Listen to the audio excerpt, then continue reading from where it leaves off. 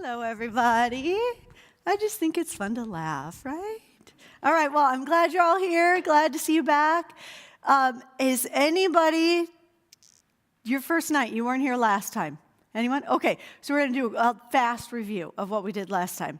But we're going to hop right in. We have a lot to cover. I'm trying to smush a whole lot of stuff into like an hour and 15 minutes. So I'm going to try to talk slowly and try not to go too fast. If I start going too fast, I need you guys to be like, give me the slow down talk. All right, so I want to just, for those of you who don't know, my name is Halley, and I'm here teaching the 3 parts on challenging behavior. Tonight we're on part 2, and we'll kind of go back and review and do some of that stuff, but I think we better start with a prayer. That's what we all need. All right. Dear God, thank you so much for bringing us into your house, for this warmth, for the fall days. It's getting crisp. It's helping us to come together as families. Please also know that we love your children and that you've given them to us. Sometimes it can be a challenge, but with challenges come joy, and we know that you can give us the tools so that we can help grow our kids into the kids that they were meant to be. And we love you and thank you for all the things you bring to us every day. In your name we pray. Amen. All right, so we're going to get into it. So let's quickly sort of go through and see where we were. This is what we did last time. We talked about the foundations of discipline. Now, does anybody who was here last time remember what the one thing was? I said if you didn't remember anything else, the one thing I wanted you to remember was that if behaviors go south, what are you supposed to do? Yes! Gold star. Increase the positives, okay? Like I said, that is not human reaction. That's not what we typically want to do. So I need you to go against what you're feeling inside and start increasing the positives if behaviors are starting to go down the tubes a little bit, okay? The other things we talked about is that we want to have structure and predictability. We talked about creating house rules. Did anybody have a chance to try that or think about it? A couple people. That's awesome. Okay. The next thing we talked about is increased teaching. And there were 3 things I wanted you to do. I wanted you to try a positive star, which is like a tangible positive. So when you say something positive or when your kids are doing something positive, you get a tangible reward. That you say 10 positives each day to every single person in your family. That means each of your children as well as your spouse, which can sometimes be the hardest one to do. And that I want you to do daily prayer for each of your kids. It can be something small, it can be something big, but where you're intentionally saying a prayer for each and every kid. So that's the foundation of what we're going to do. So today, we're moving on. We're moving on to the next one. But wait, I forgot. There are some corrections and questions that came up after class, so I wanted to share them with you. I did have somebody say, I went to your Pinterest page, and that's not the right person. So I went out there and I looked at it. So this is my name, Allison, A-L-Y-S-O-N, space, Halley, and I have 2 L's in my last name. There is an Allison Halley with 1 L. That is not me. She is very fashionable and lots of fashion things on her page. She looks fantastic. I, not so fashionable, have a lot of stuff for this class. So you can go to my page, and there is a class on there. Like I said, there's one board that is called For Class, and that board has just thousands and thousands of things on there for you to look at. I also have lots of other boards. Feel free to look through them. They're probably not going to help you a lot. They're just all things I like. Then the other thing is that somebody asked me after class about, can you use those foundations we talked about, like the positives, with kids who are tweens? So they're not quite teenagers. They're not really like 13 yet, but they're maybe in like that 11, 12 age. And that does get to be a little trickier. But I do want to tell you this does work. So still doing the positives does work, but you need to add a few things to it. You need to get them involved in it, so you need to ask them their opinion. So say, hey, I'm going to start noticing when you're doing something positive. They might like roll their eyes or be like, oh, geez, But say, hey, they talked about collecting marbles and stuff, but I want to do something that makes sense to you, so what would you want to do? I mean, we could do whatever you want. We can, throw money in a jar, like, coins or poker chips or whatever would make sense to them. Have them come up with something, get them involved. They'll be a little more interested in it. And it's also really important to build on that relationship, even though every time you do it, and they'll probably make some kind of noise like, oh, mom, or, roll their eyes. But every time you do it, it's actually building them up. And that's really important. Increasing that relationship with your tween before they become a teen is really important, because what's going to happen next is called the teen drift. And that happens automatically when kids get to be about 13-ish, depending on the kid.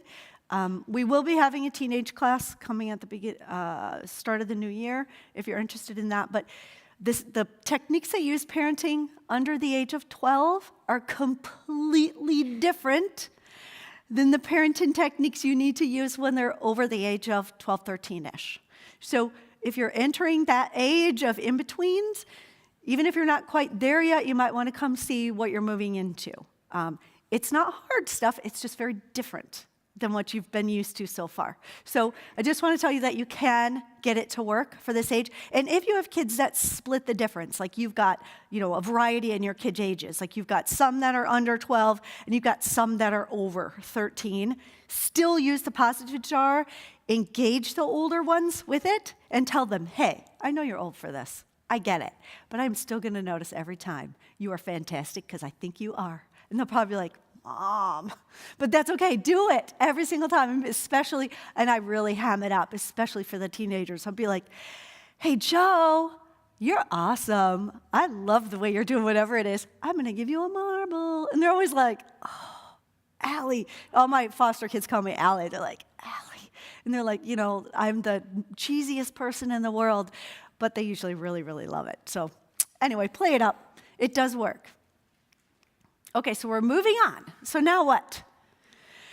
Now tonight, we're going to talk about what we classify as stop behaviors. So the only reason that you need to think about it this way is we have two kinds of behavior. We have stop behavior and we have start behavior. A stop behavior is what you want to stop. Makes sense, right? So anything like this, if it's a temper tantrum, a rage, talking back, arguing, whining, any kind of power struggle, hurting others, hurting property, that's all stuff you want to stop. So the cool thing is you don't have to think about each individual one and what you have to do for each individual one. What you can do is you can discipline to them the same way for any kind of stop behavior, which is really nice because it makes it easier for you to remember, but it also makes it easier for the kids because you can be consistent and predictable so that they know what's coming. Because remember, that's important in teaching, being consistent and predictable. So it's going to be nice for us because it's going to be easy for us to remember, nice for them because it's going to be predictable, and they're going to learn much faster because it's predictable. Now, what we're going to be talking about tonight, but we better start here, right? We have to start with a Bible verse. This is from Hebrews 12:11, and it's perfect for tonight because we're going to talk about discipline. So I'm going to have you guys read out loud with me. Let's start together. No discipline seems pleasant at the time, but painful. Later on, however, it produces a harvest of righteousness and peace for those who have been trained by it. And isn't that true? Anytime we have to do discipline, it is painful. We don't want to do it. They don't want to hear it. And we tend to want to put it off, right? We try to avoid it, which makes it more difficult for the kids because we avoid it, so we don't do it the same every time, which means it's less predictable, so the kids don't learn as quickly, and they don't know where their boundaries are. So what we're going to do is we're going to follow God's example, and we are going to have our discipline. We're going to do it consistently so that they can learn. And also for kids who have consistent discipline, truly the kids that have the most difficult behaviors are truly trying to find boundaries, and they're really trying to figure out how do you do it? And then how do you do it? Which is usually why they'll test this person. And they're looking, okay, I can figure you out. I kind of know what you want. What do you want? Now, what do you want? Sometimes they have to test every person in their life, but if you can be consistent and show them exactly what your expectations are, they truly have a sense of peace. I have had kids with rages, just huge rages, and they're angry all the time. But once I give them foundations and they know what my expectations are, and I give them positive for the good stuff, and I give them consistent discipline for the bad stuff, they become very peaceful and happy, and it is amazing.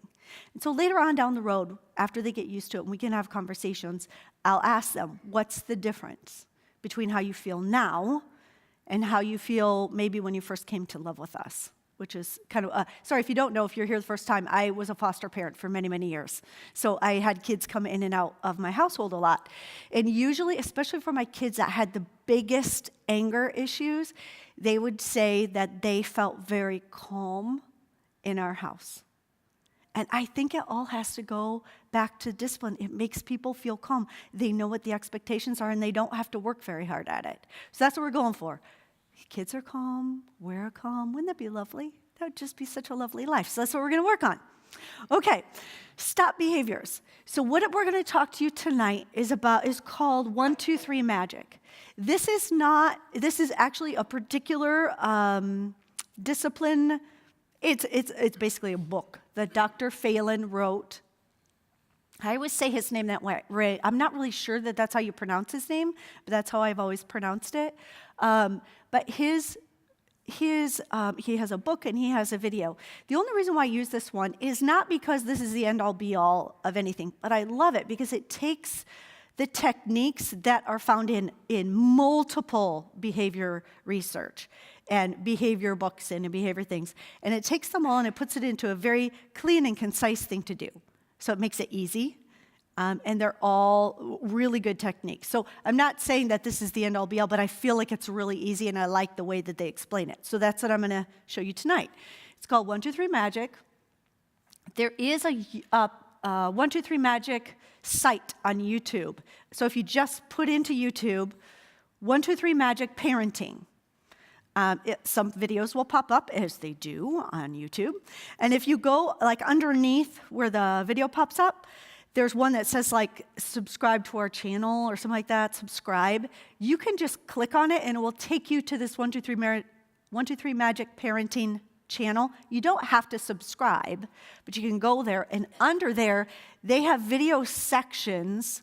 So if you go there on their little site, and it has these different tabs. One tab says video. If you click on the video tab, there are over 100 short question and answer videos about 1, 2, 3 Magic. Every problem you can think of, Dr. Phelan has a little video talking about how to get through that problem.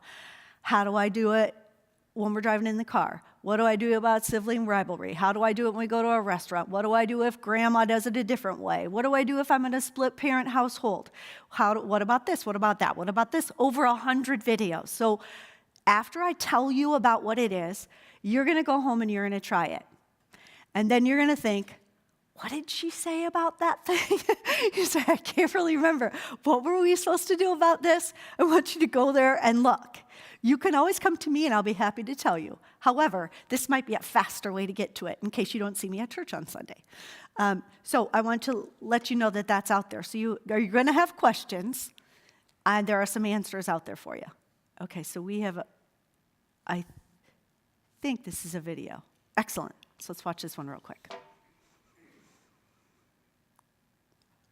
The little adult assumption is the belief that kids are just smaller than we are, but basically they have hearts of gold and they are reasonable and unselfish. You have 2 kids, 7 and 4. Your 7-year-old is constantly teasing the 4-year-old. What should you do? You sit down the 7-year-old and you calmly look at him and you explain the 3 golden reasons why he shouldn't tease the 4-year-old. Number 1, it hurts her. Number 2, it makes you mad at him. And number 3, how would he feel if somebody treated him that way? Okay? If this kid is a little adult, his reaction will be slap himself upside the face, stagger back a few paces. He'll look at you and say, gee, I never looked at it like that before. Those of you who are laughing are parents of real kids. You know kids don't react like that. Okay? But when we laugh, the laughing is good. See, that laugh is, to me, is educational and therapeutic because it means you realize the stupidity of this assumption. And yet people do it over and over and over and over again. Okay, so this is sort of one of the assumptions that depending on the parenting book that you read, they'll often talk about giving explanations about what you should do, what you shouldn't do a lot of talking through difficult behaviors. And there's a lot of research out there on using talk therapy and then using less words. And consistently, if you're doing a behavior research project on kiddos, for children who are under the age of 12-ish, because kids mature at different times. So I always say 12-ish. Sometimes you can have a very mature 12-year-old. Sometimes you can have a pretty immature 12-year-old. So 12-ish and under, consistently, the more words you use, the less a child will attend to what you've said. Consistently across every research study out there. So that's why he was talking about the little adult assumption. We think because we are adults, over the age of 13, people can start to reason and understand the reasoning behind our behavior. And we want to know reasons. Why do you want me to do that? Why is it important? We as adults, we reason. So we think our children are probably thinking the same way we think. We have forgotten that the way that we think has changed since the time we grew up over the age of 12. So you need to know that this little adult assumption, meaning that we think that reasoning is going to help kids work through their behavior, is actually going to hinder their behavior because of the way our brains change and grow.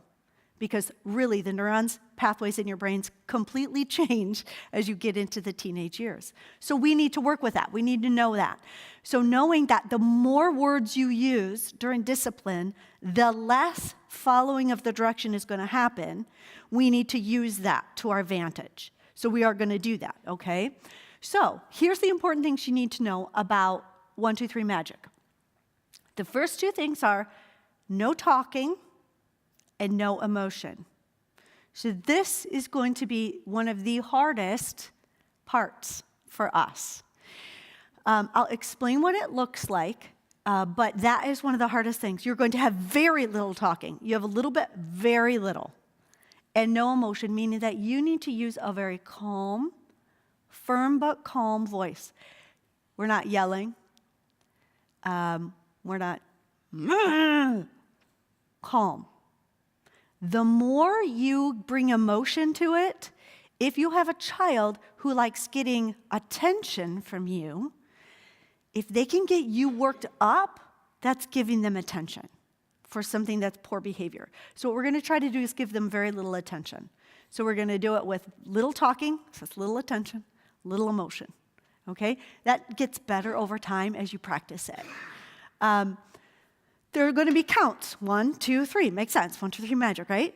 The counts establish attention on what they need to pay attention to. So you'll hear some descriptions of kind of how people maybe have used counting in the past. This might be a little different way to count than maybe what you've done in the past. But this is going to bring attention. So if you're consistent, remember we talked about consistency and predictability. If you use the counts consistently, it's going to bring attention to what it is that they need to be focusing on.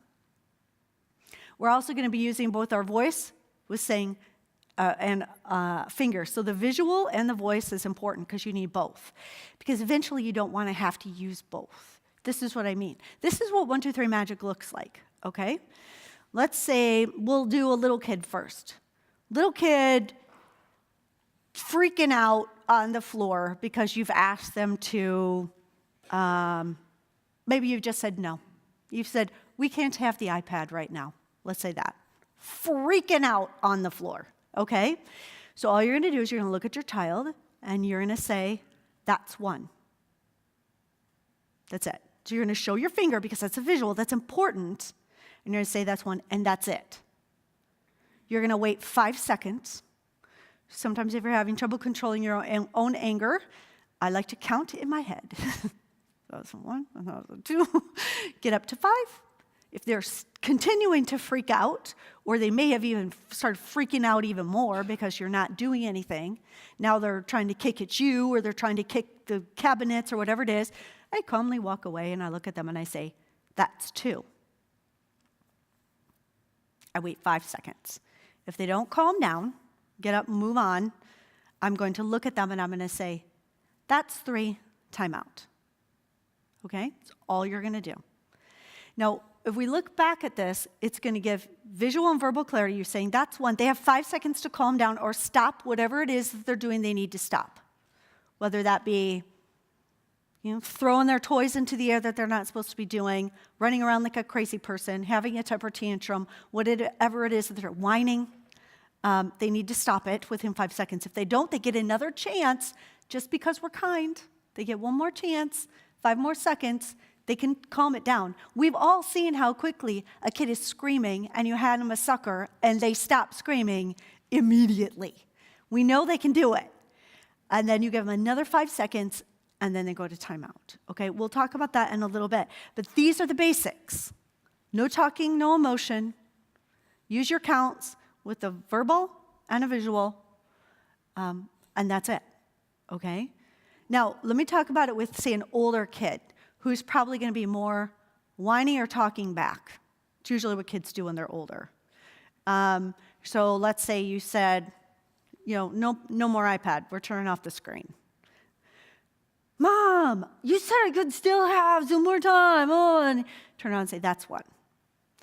But Mom, you just let Tyler have it for 15 minutes. That's 2. Mom, I can't believe that you're doing that to me. And you just say, that's 3, timeout. So that's all you're doing. So same exact system for older as it is for younger, okay? So that's the system in a gist. Boy, that sounds easy, you might be thinking. Yeah, it's easy in theory. It's a little harder to do because most of us want to talk a lot more than that and want to do a lot more engagement. It's going to take a little time for your kiddo to get used to this. Takes some getting used to, but it works tremendously. It's amazing. So I'm going to continue on and kind of tell you a little bit here. I'm trying to see which way I kind of forget which way my next thing goes. Oh, good. Okay. Okay. When you respond to the inappropriate behavior, you can have a do statement. So it talks about counting it. So you say, that's 1. So what you could do, so if there's inappropriate behavior, the first thing you might want to do is have a do statement. So let's say you're just having a conversation with your kiddo. You're playing with them, okay? You're playing, and you say, it's time to clean up. So you're just giving them a direction. Make sure that that first thing that you say is a do statement. We talked about that last time rather than a don't. Like, don't go throwing your toys all over. I don't know, that would be the opposite, I guess, of cleaning up. I was trying to think of, instead you want to give them a do statement. It's time to clean up, so you're giving them a direction, okay? That's totally fine. Tell them what to do, that's okay. But when they now start freaking out about the cleaning up, that's when you're going to start counting, okay? So the first direction is totally fine to tell them what to do. You want to be clear about what it is we're supposed to be doing. But you only say that once. You don't then say it, which is the hard part in us because we want to say things over and over and over. So the first time we said, time to clean up, and then they start, stomping around or whatever it is that they are doing or ignoring you, whatever it is, what we tend to do is we tend to say, Tyler, I said you need to clean up. And he's going on about his way. Tyler, I said you need to clean up. So we're not going to do that anymore. We say it once. We just say, time to clean up. They go on about their whatever they are, ignoring you or playing or messing things up, whatever it is, or grumbling, and you're just going to look at them and say, that's 1. Wait 5 seconds. That's 2, because they're messing around. They're messing around. That's the thing you want to stop. They're messing around or they're not paying attention. That's 3, timeout, okay? So timeout is a minute for each year of age. So if you have a child who's really into being fair, it's not fair. How come Annie only has 3 minutes in timeout and I have 8? You're 8, she's 3. That's the answer. I like it because it's like, oh, there's no reason to even discuss this because that's just the way it is. If I have a timeout, guess what? I get almost an hour. So anyway, so that's just the rule, okay? That's all it is. But you also can get an automatic 3. Anytime anybody hurts someone, hitting, kicking, biting, pinching, taking something and throwing it at their head, anytime anybody hurts anyone, you do not count them starting at 1. That is an automatic 3. You don't want to give them 2 more opportunities to hurt. That would not make sense. So it's twofold. So if your child hauls off and whacks the other child or whacks you, you need to say, that's 3, timeout. And they go immediately to timeout. Because you need them to know that hitting or hurting has a higher level, has a much higher threshold. You go immediately to timeout. But it's also important because they need to know, everybody else in their environment needs to see that if this child hits them or somebody else, that child is going to have an immediate consequence. Because they need to know if that child hits them, someone's going to take care of them. So it's important for other kids to see in the environment that that's going to be the consequence. Okay? So that has a higher level. So automatic 3s. Remember, no talking, no motion. I promise I'll get to you. And then when they're done with timeout, you welcome them back. You're happy to see them. And it's a do-over. You don't talk about it. This is hard for a lot of people. We want to ask them, we want them to say they're sorry. We want to discuss why they went into timeout. We want to say we're never going to do that again. Nope. You completely let it go and you're happy to see your child. So it should look something like they go to timeout, they're there for the amount of time, then when they come back out, you say, timeout's over. And they come out and you're like, hey, I'm so glad you're here. Let's go do something. Or let's go play this. So you're happy. It's like a do-over, automatic do-over, okay? I know sometimes that's really hard for people. It's really important. If you bring them out and you automatically go into a conversation about what just landed them in there, the likelihood of their behavior spiking again very quickly is going to happen very quickly. They're probably going to end up doing the behaviors that you just were trying to quench because you're bringing it back up again. Timeout, hopefully they've calmed themselves, and if you come out and you talk about it, it's going to spike their behavior up again. Needs to be a do-over, need to learn how to calm myself and get out of it, okay? All right, so that is some of the basics. We're going to talk about one more thing. I think it's on the next screen. Having a hard time remembering. Oh, nope, it's one more time. Let's watch this one real quick. Today, what I'm going to do is try and portray for you myself what these parents look like and sound like when they think they're doing 1, 2, 3 magic, and in reality, they're blowing it to smithereens. Imagine the 4-year-old on the floor that we described before. He didn't get the Fritos, he's having the nuclear temper tantrum. This is these parents' version of 1, 2, 3 magic. They hold up one finger, they look down at the child, it's a good start, and then they go like this. That's 1. Come on now, I'm getting a little sick and tired of this. Keep this up, you're gonna wind up in your room. Look at me when I'm talking to you, young man. One more, buddy, and you are one more, and you are out of here. That's 3, take 5, beat it, get out of here, I never want to see you again. Now, what was that? That was a parental temper tantrum. And now we've got 2 tantrums going in the same kitchen. Okay. What's wrong with doing it like that? What's wrong with doing it like that? Number 1, you want to talk to your kid like that? I mean, did you have a bad day at work? We have bad days, we can bring it home. You want to talk to your kid like that? What's the translation of what you're saying? I think the translation of what you're saying is, let's fight. Isn't that what you're saying? Yeah.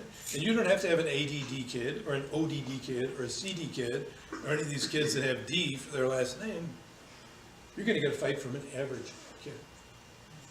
Second thing, my kid had attention deficit disorder. That didn't mean he didn't get enough attention. It meant he couldn't pay attention. How is an ADD kid, or any other kid for that matter, supposed to pick out from all that verbal garbage I'm throwing out the most important parts, which are what? The 1, the 2, and possibly the 3. They can't separate it out. Third thing wrong with doing it like that, I open myself up to testing and manipulation from this child, okay, with all my anger and everything. So, child says, a child does something, you want him to stop, that's 1. You are quiet.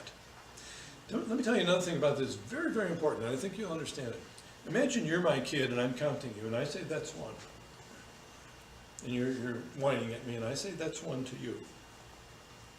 If I stop talking, who's got the responsibility for your behavior? You do. That's 1. You do. You can decide if you want to time out or you want to shape up or whatever. Watch what happens when I keep talking. That's 1. Come on, I'm getting sick and tired of this. Keep this up. You're going to wind up in your, look at me when I'm talking to you. You're just sitting there behaving. What am I doing now? I'm taking the responsibility. You see that? I have transformed this discipline situation to one in which I have to persuade you to behave. I've got the responsibility. With 1, 2, 3 magic, we leave the responsibility where it belongs, on the kid's shoulder. Okay, so he gives a lot of really good points. I just wanted to hear that from him because he explains kind of about the too much talking and why that's important. We're going to talk about a few more things. There's going to be a lot of questions, and I totally get that, and we're going to talk about them, and we're going to get to, as I will stay as long as you want, I promise. We won't video the whole thing, so video people, good to know. We won't video every single one, but we will have lots of time. But I want to help you hear some of the parts of it, and then ask as many questions as you want. So timeout, in general, I need to explain this part of it. 1 minute for each year of age. What if they won't go? This is typical, especially for our very little ones who have not experienced this before. They don't know what to do. Or they might know what to do. Maybe if you've tried a version of timeout in the past, so they might kind of have an idea of what to do, but you're going to have to help them know what to do. So I just wrote on here a little thing for you to remember, help or herd. So this is what I mean by that. When you have a little one, for the first few times, you may have to physically help them to time out. Now remember, we are not talking. So we have gotten to 3. We have said that's 3, time out. So let's say this is your first time going to time out with them, okay? So if this is a little one and they are little enough that you could take by the hand and take them there, let's say you try to take them there. Do any of you ever have little kids that turn into wet noodles and flop onto the ground like a wet noodle? Yeah, they do that. They just turn themselves into jelly and they go into a puddle on the floor. So that may happen to you. So if they're compliant at this point, they might come with you while you're quiet, and you take them to wherever your timeout spot is, which you have carefully thought out ahead of time. This is what I want you to think about for timeout. A great timeout space is, I personally love the bedroom. Here's the reason why. You'll read a whole bunch. If you want to be a parenting blogger reader, there's a lot of stuff out there about whether or not you should use a bedroom as a timeout room. There's a whole bunch of people who say that if you time out into the room, that will not be a place that they want to sleep. They've done a lot of research on this. It's actually the opposite of the case. Timeout is to help them learn how to calm themselves. And so that's a perfect thing. If they can learn how to calm themselves from an agitated state to a relaxed state, that will help them to learn how to sleep at night as well. So it's totally okay to use the room. The reason why I like the room is that it's typically set up as a calming space. If their room is where they house all their toys, that is probably not a great place for timeout. So timeout is great in a location where there are not a lot of toys. It's totally okay to have some soft things, like I like stuffed animals for timeout. I like pillows for timeout. I like books for timeout. Anything that's quiet and sort of soft, okay? So let that stuff be in there. If you have a lot of toys in the bedroom, that's where they have all their toys, then maybe time them out to a different room. Time them out to your room or to a dining room if you have such, or to another location. I do like it being a separate room. Some people like to have it within visual sight. That is actually kind of confusing for the kid if you have it like as just like a corner, because sometimes it's hard to visually know like, where's my space? If it's in a room, you don't have to shut the door, but it makes it, you know when you're leaving the room, when you walk across the threshold. That makes sense, okay? So if you have another room, I would use another room. It's also nice to be out of their line of sight. Here's a reason why. We think, oh, if they can see me, they'll calm down more. Actually, what we want them to learn how to do is learn how to calm down on their own without any help from you. Kids like to use us as honestly, like a pacifier. So if they can, they want you to hold them, even while they're screaming and crawling on you, and they want you to look at them and talk them down.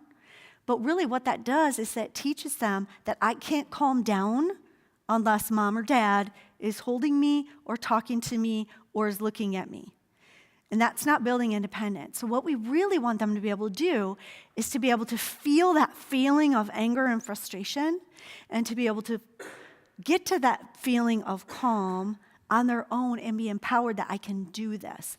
It's easier to do if they're out of the line of sight of their parent, because we're usually the one that has just told them that they need to go to timeout. They're not feeling the best about us at this point.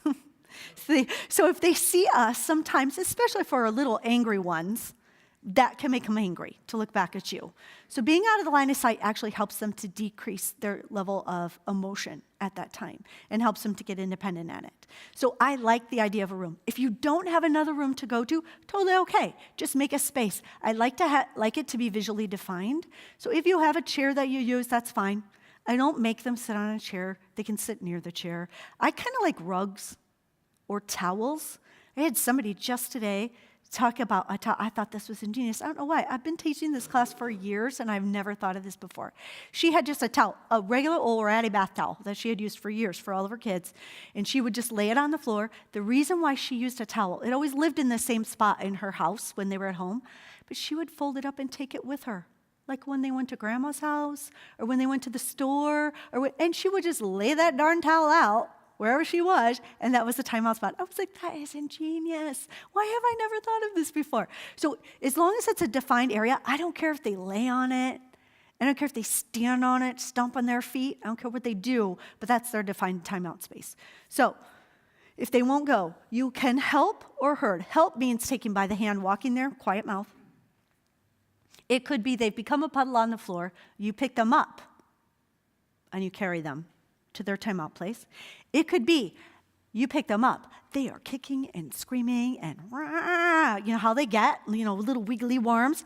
You carry them like this quietly, and you deposit them without talking in the spot. If they're bigger, this does not work anymore. Some of our 9, 10-year-olds are big. They're big kids. That's where the herding comes in. Herd like a shepherd. That's what you're going to do. You're going to herd them. This works on even very large people. I use this for teenagers occasionally who have some anger issues. So what you do is, honestly, you want to get behind them, and you stand behind them and you walk into them. Your stomach touches their back. They will move forward. If they don't, you just keep moving. You get them off balance, they'll go forward. If they go this way, you get behind them, and you go this way. If they go this way, you go this way. You're following behind them. They dart around this way. You don't run after them. You don't run, because this is not a game. You're quiet. You calmly walk over there, get behind them, and you're herding them. It may take you a while the first few times. What they're trying to do is see how can they get you off your game. How can they get you to get angry? How can they get you to forget about what you're doing so that you don't have to get there? So the first few times can be a little challenging, but I promise you that herding works. It may take you a while the first few times, but you can get there. Now, okay, let's say you finally got them there, okay? It may take you a while, but you've got them there. You didn't say a word. Yes, you did it. Now they won't stay, right? Especially for kids, this is the first time they've ever done it. They don't get it. You put them there, you walk away, they think, oh, I get up and I follow you. That's what they think. They don't know this. You're not talking. They get up, they follow you. You turn around, you put them back. You turn around, you leave. They get up, they follow you. You turn around, you set them down. You might have to do that a few times. You might have to do it a number of times, the first few times. It's okay. This is a learning process. You're not talking. You don't have to say, stay here. Your physical reaction is telling them that I am not getting worked up. You're trying very hard not to show it in your face, very hard. You're putting them back, and you're doing it as many times as you need. Sometimes you have to do that 30 times the first couple times. You're going to have what's called an extinction burst. Or you have your older child who you have herded them in there, and then they, come out to yell. You're just going to herd them back inside. It doesn't have to be, if they're in their own room, I just herd them right inside the threshold of the door. They don't have to go and sit on their bed or sit on the chair. I just go to the general vicinity, and then I leave. But they're looking for, how can I get you going? But there is what's called an extinction burst. And this works in every behavior. And what may happen is that if your child is a come-outer of the timeout, it might be that first few times they come out, first time they came out 15 times. You have to take them back in 15 times. Second time, they might come out 30 times. The reason why that happens, the reason why it goes up, is because they think, they put me in timeout the first time. This time, I bet I can make them to forget about it. They're trying to up the ante to see if I make this harder, are they still going to do it? Because they're usually used to us changing our minds all the time. Like sometimes we do it this way, sometimes we do it this way. They're trying to see, do we really mean it? So second time they might do it 30. This might be the kid's extinction burst, and then you're going to see it go from 30 to like 5. That's the burst. It goes up, and it comes down dramatically. You might have the kiddo that goes up, up, up, down. You might go up once, and you're over. You might not even go up. You might just go down. And that's okay. You don't know what kind of kid you have until you are doing it with your child. Typically, it's only 3 or 4 times. Sometimes it's a little longer than that. But usually, if you give this a good go for 2 weeks, you will have had the last 7, 8 days are great, okay? Typically. But I want to let you know that if that happens, that's normal. That's normal behavior. We do it too. That's why they created slot machines the way they did, because it's human behavior. If it pays out once, we're going to do it twice as long on that same machine, because that's how human behavior works.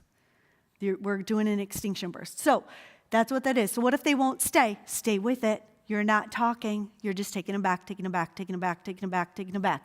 Then, when they're there, so you finally got them there. You got them there. They stayed. You left the room. Now, I'm going to encourage you to use a timer. We tend to all have a phone in our pocket, which is kind of nice nowadays, so we have a timer. I'm going to encourage you to use a timer because I didn't always use a timer. And like I said the first time, there were lots of times that I had 5 kids in my house. I would often have a kid in timeout and forget they were in timeout because I'm now engaged with the 4 other ones. So I learned very quickly that I need to set a timer really to remind myself that the time is over and someone needs to come out of wherever it is that they are. So set a timer for yourself. At first, you're going to be like, oh, especially if they're crying in there, if they're little, it's pulling on your heartstrings. They're crying, they're yelling, Mom, I need you. They will do anything they think will work. Mom, I need you. It's killing you.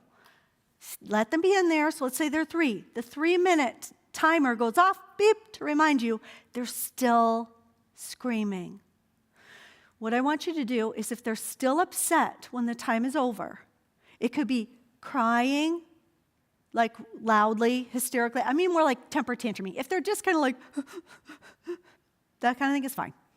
But if it's loud, obnoxious, or if it's yelling or stomping about, so they're not yet They're still upset in some way, and the time is over. I just want you to wait. All you're waiting for is 30 seconds of quiet. That's it. So you're just waiting. What's typically going to happen is you're going to hear it get quiet, and you're going to stand up, and you're going to start moving that way to tell them it's over, and they're going to ramp it back up again. Just go back. Wait for about 30 seconds, go that way. As soon as it's been 30 seconds, all you're going to do is say, hey, timeout's over, come on back. And you're like, oh, it's good to see you. Give them a hug, go play. Do over, right? Never happened. Never happened. And then that's it. Welcome back happily, okay? So that's how that works. Those are some of the typical questions that I get. How do I get there? What if they won't stay? Those kinds of things. Because it does typically happen. It happens all the time. And that's what you're looking for. That's kind of how it starts, okay? All right, I want you to watch, let's see, I think I have Here's a a video. good question we Yes. often get about the 1, 2, 3 Magic program, about what do kids learn from timeout. So this is from Patricia, and she writes, how does sending a child to timeout teach them anything except that they will be punished in life for not following direction? So this is a view of timeout is that it only punishes a child for doing something wrong, and it doesn't teach them anything new. Patricia, here's the answer to the question. First of all, counting for obnoxious behavior is only one part of the 1, 2, 3 Magic program. We also have job number 2, which is encouraging positive behavior, and parenting job number 3, which is strengthening your relationship with the kids. But here more specifically is the answer to your question. Kids learn a lot of different ways, and a lot of people think that children only learn what we teach them or what we tell them. In fact, one of the most powerful learning devices for kids is social modeling, which they are getting all the time. They're getting it from movies, from TV, from school, from your behavior and all that, and it puts into the kids' repertoire in their brain a lot of different behavioral possibilities that are already there. So when you count a kid for doing an obnoxious behavior, he's got to go back, and sooner or later he's got to come up with, from that repertoire, which is already there, an alternative to that behavior. So it's not like we have to teach it to him. It's sitting in there. So the parents' behavior, the teacher's behavior, movies, television, all that kind of stuff goes in there to provide kids with a lot of behavioral alternatives that they can tap into once we've shut down one that we don't want to see. So I hope that helps. Good question, interesting question. Hope that's useful. And for me, the thing that I always say is that timeout for me is a way for the kid to learn how to calm themselves down. Because what I want to see is when the kid gets to be 5 and is in kindergarten and has a frustrating moment, whatever that moment is that when they get frustrated at that moment and they fall to pieces, because they will, for some reason, is that they can pull themselves back together all on their own, and they don't need mom or dad to help them with it. They've got enough independence and skills that they can pull themselves back together, because that's important. And the only way that you learn how to do that is by practicing it. So we're allowing them practice to learn how to calm myself from a level of frustration and upset quickly, because the more times you practice it, the faster they're going to get it under control, and it's going to take less effort on their part. So to me, that's the importance of timeout, and it truly is an important skill to help your child, help teach your child, but you can't physically help them. You can give them the opportunity to practice it, but you can't physically help them. Okay, we're going to quickly review some of these things, and then we're going to get to questions. Oh, look, it's already up there. Okay, so from 1 to 3 Magic, this is like a quiz. What are the first things we said? Know something and know something. What are they? Know talking and know emotion. Oh, yes, they're so smart. Okay, we count what kind of behavior? Start or stop? Stop. Anything you want to stop, okay? Whining, talking back, immediate 3s for hitting, kicking, hurting. How long is the timeout? 1 minute per year, 1 minute per year of age. Do we discuss the misbehavior after the timeout? Nope. We're just happy to see them, okay? And make sure that you're catching those positives after that, okay? So for some of your kids, when you first start this, you're going to have a lot of timeouts at the beginning, because they're going to see, what if I do this thing? What if I do that thing? What if I do this thing? So they're really going to be checking. Some kids will never have a timeout. They will learn from their brother or sister who's getting timed out, and they may only go to 1, or they may only go to 2, and they will never have a timeout, whereas their brother or sister might have a number of them. So kids have many different personalities, but they'll learn from it. Okay.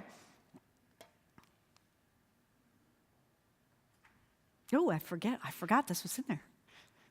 Kick off the conversation is the shortest chapter in the book. You sit the kids down for 5 or 10 minutes, and you say, guys, things are going to be different around here, and you explain to them how counting is going to go. You say, part of this you're going to like, and part you're not going to like. You say, okay, what are we going to like? What you're going to like is, after you come out of timeout, we don't talk about it anymore, unless it's something new, unusual, or dangerous. And your kids will like that. These books, like the Super Nanny and some of the other ones, they want you to, put them on the naughty rug and then discuss it.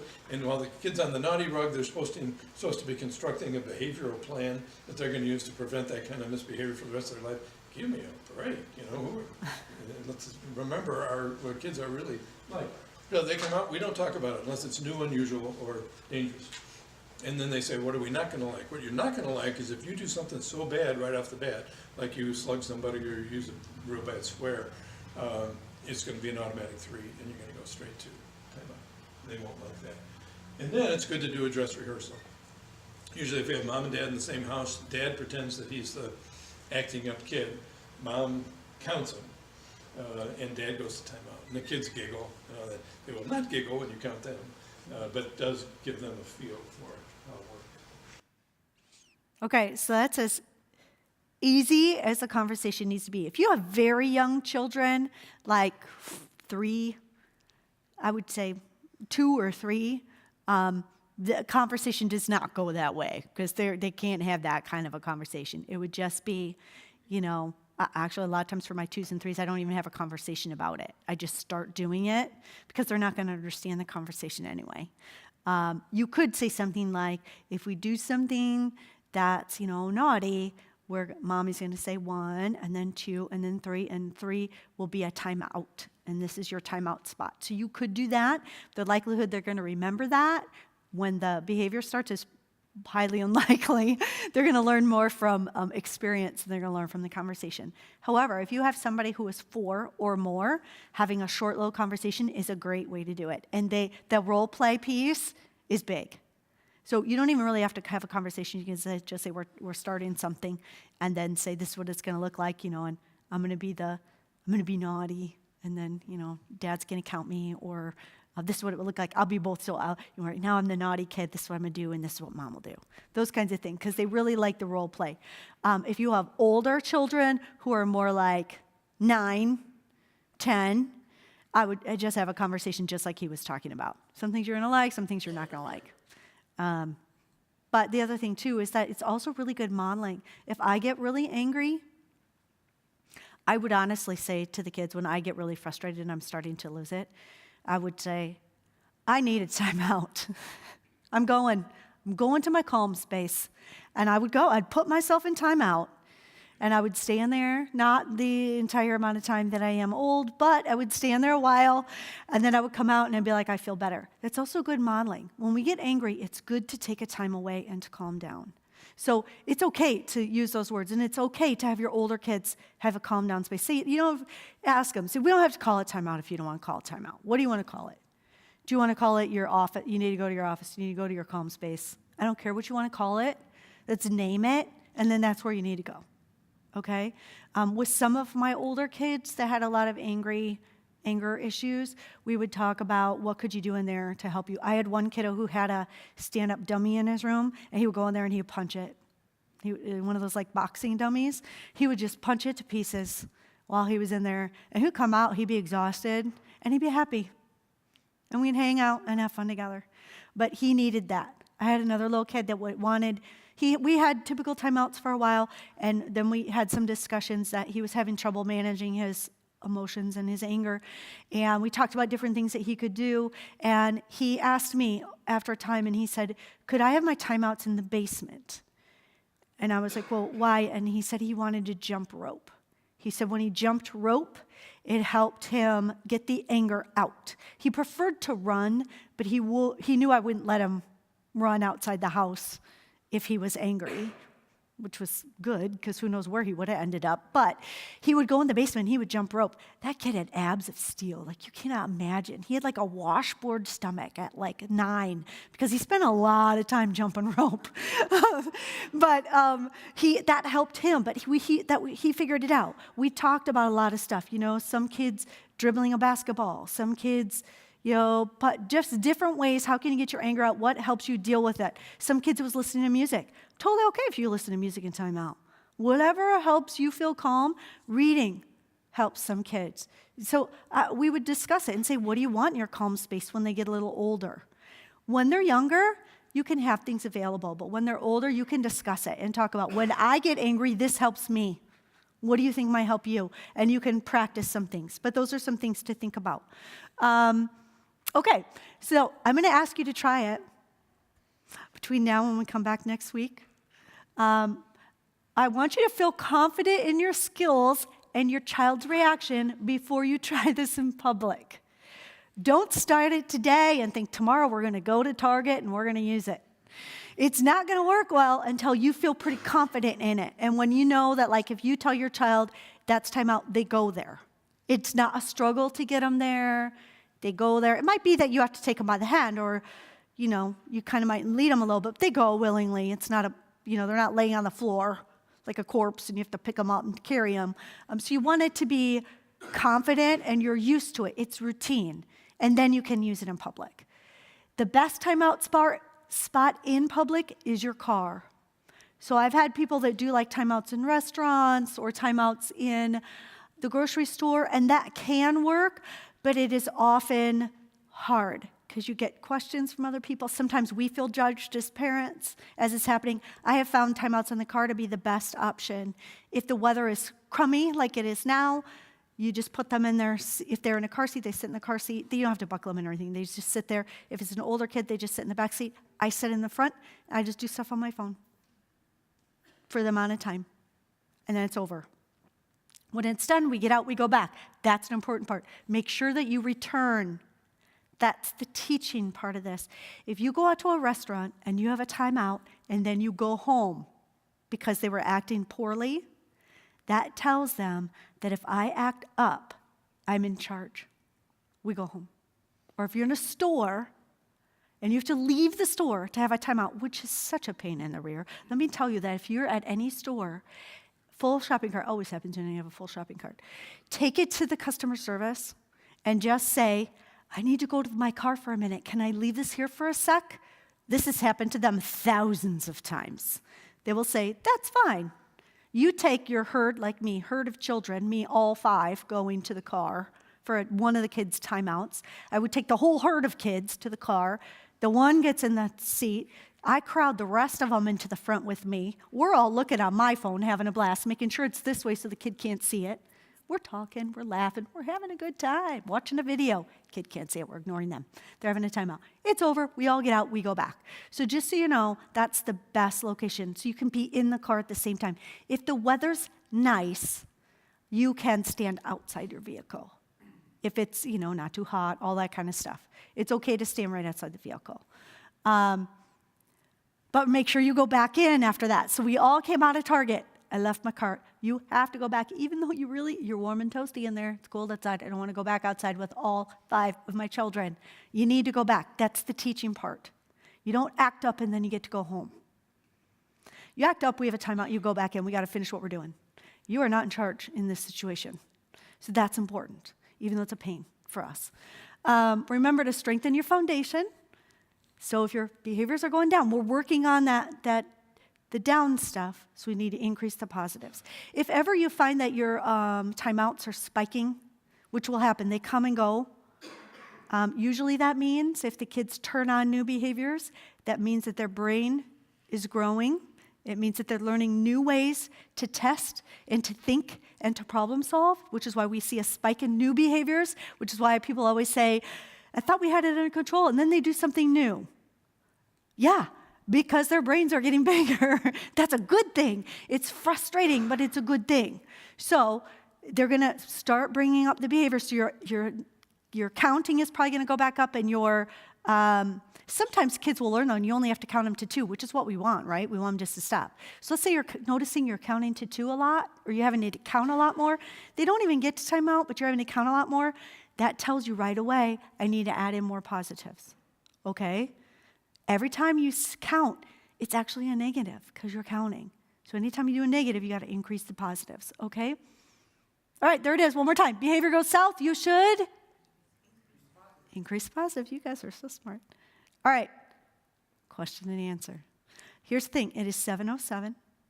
I want to tell you that next week, we're going to be talking about part 2 of this, which is the start behaviors. All those things you want them to be able to do independently on their own without a lot of having to help them, getting up in the morning, getting out of the house without tons of reminders, starting doing their homework, doing chores, nighttime routines, going to bed. All that stuff is a start behavior, okay? So we're talking about that next time. Now, just so you know, we're here until 7:15.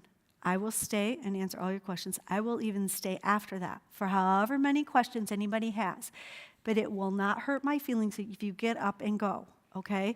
But I will stay up here in the front and I'll answer them because your question might be the same as somebody else's question. But if you need to get up and go, that's okay. So I'm going to say goodbye so they can stop the video, but then we're going to keep going, okay? All right. So thank you so much for coming. Goodbye if you need to go. I'm glad you're here, and I hope I will see you next week. Anybody who wants to stay, I'm happy to answer any of your questions. All right.